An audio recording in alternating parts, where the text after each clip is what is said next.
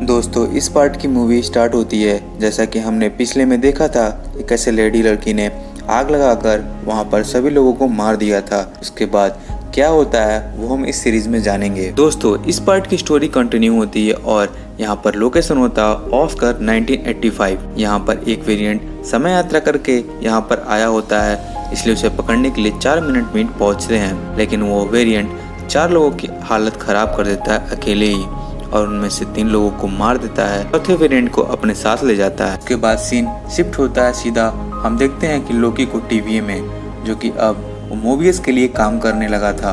और यहाँ टीवीए में सभी को पता चल गया था कि 1985 में ऑस्कर में कोई समय यात्रा के साथ छेड़छाड़ किया है।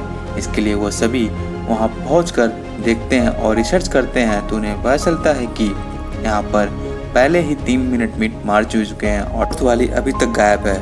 और हम देखते हैं कि यहाँ पर लोकी अपना दिमाग लगाने लगता है देवताओं वाला और बताता है कि अगर तुम लोग 3 मिनट के पहले यहाँ से बाहर निकल गए तो तुम सब मारे जाओगे, क्योंकि उस वेरिएंट ने ये प्लान किया है और तुम सभी को जान से मारना चाहता है। और लोकी बातों बातों में इतना टाइम पास कर देता है कि जिससे वो येलो लाइन रेड लाइन को टच करने वाली ही होती है, जैसा कि मैंने आपको एपिसोड 1 में बताया था।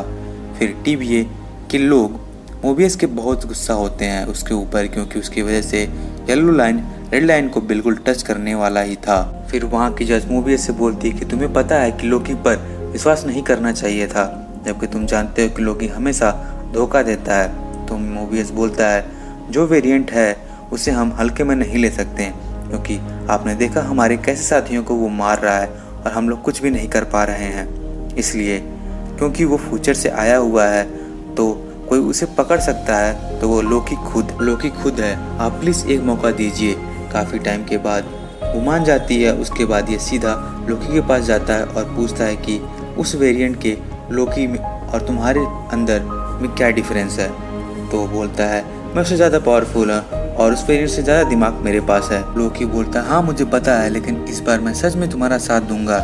इसलिए मोबियस उसे काफ़ी सारे पुराने वेरिएंट के केस स्टडी करने के लिए देता है, ताकि वो उन वेरिएंट के बारे में अच्छे से जान सके और उस लोकी वेरिएंट को पकड़ सके। और तभी उसे एक ही ऐसी फाइल मिलती है जिसे देखकर वो बहुत ही ज़्यादा हैरान हो जाता है। इसका नाम होता है डिस्ट्रक्शन ऑफ ऑसगार्ड। और उसे याद आता है कि वहाँ भी एक फोर्स था जिसका नाम जीरो वेरिएंट एनर्जी है। वो वही एनर्जी थी जो 1985 में कॉस्कॉस में हिला था और सेम एनर्जी यहाँ पर भी मिला था।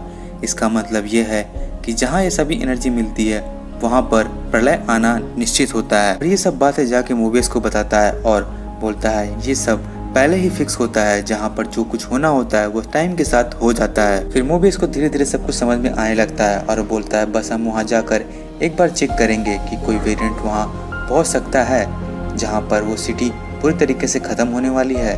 और जैसे ही वो वहाँ पहुँचते हैं प्रलय भी आ जाती है। इसका मतलब जो कुछ लोकी ने उसे पहले बोला था वो सब कुछ सही है। इसके बाद मोबियस भी समझ जाता है कि वो वेरिएंट इसलिए नहीं पकड़े जाते हैं क्योंकि वो वहाँ और उस प्लेस पर चले जाते हैं जहाँ पर पहले से प्रलय आना निश्चित होता है और उनकी लोकेशन का पता लगाना इसीलिए बहुत ही ज़्यादा मुश्किल हो रहा था। उसके बाद वो वहाँ से आते हैं और आगे की खोज में लग जाते हैं और तभी उनको एक प्लेस के बारे में पता चलता है जिसका नाम हेवन हिल एबामा 2050 है। और इस बात को कंफर्म करने के लिए पूरी टीम एल्बामा में जाने के लिए तैयार हो जाती है। जाने से पहले हंटर B-15 सभी को बताती है कि जिससे सामना होने वाला है वो काफ़ी ज़्यादा खतरनाक है और हमारे कई लोगों को पहले उसने मार डाला है। वो किसी का भी अपने बस में कर सकता है, इसलिए तुम सब हमेशा तैयार रहना और हमेशा लड़ाई के लिए भी तैयार रहना। उसके बाद ये लोग वहाँ पहुँच जाते हैं 2050 में, जहाँ पर वो वेरिएंट के होने की आशंका होती है। फिर वो एक स्टोर में जाते हैं जो कि काफ़ी बड़ा होता है। उसके बाद सभी लोग अपने अपने पोजीशन पर जाकर उस वेरिएंट को खोजने लगते हैं। तभी हम देखते हैं कि लोकी के सामने वो वेरिएंट आ जाता है और वो उससे बात करने लगता है। लोकी उससे पूछता है तुम कौन हो और क्या चाहते हो और ये सब करने के पीछे तुम्हारा रीज़न क्या है। और जब भी लोकी उसके पास जाने की कोशिश करता है वो हमेशा रूप के बाद एक एक रूप चेंज करने लगता है और वो बोलता है जो मैं कर सकता हूँ वो तुम कभी नहीं कर सकते हो और तुम ये करने की सोच भी नहीं सकते हो, और जो कुछ मैं करना चाहता हूँ वो तुम्हारे सोच से बहुत ही अलग है। इस पर लोकी बोलता है अच्छा ठीक है, बट मैं तुमसे ज़्यादा ताकतवर हूँ, इसलिए एक टाइम ऐसा आएगा जब मैं टाइम कीपर से बात करके उनसे मैं उनकी गद्दी छीन लूँगा। लेकिन इस सब बातों से उस वेरिएंट पे कोई फर्क नहीं पड़ता है। और तभी हमें यहाँ पर चलता है कि वो जिस भी मिनट में इनको मारता था वो उनसे टाइम लाइन कीपर को छीन लेता था, जिससे वहाँ पर उसके बाद बहुत सारे टाइम कीपर हो गए थे, जिसका वो यूज़ करके एक टाइम लाइन में चलाने लगा था, जिसकी वजह से बहुत सारे येलो लाइन ब्रांचेस एक साथ क्रिएट हो गई थी एक ही लाइन में। इसके वजह से पूरा टीवी हिल गया था। उसके बाद यहाँ पर पता चलता है कि वो वेरिएंट अपने रियल फेस दिखाता है और देखते हैं कि वो कोई और नहीं बल्कि एक लेडी लोकी होती है।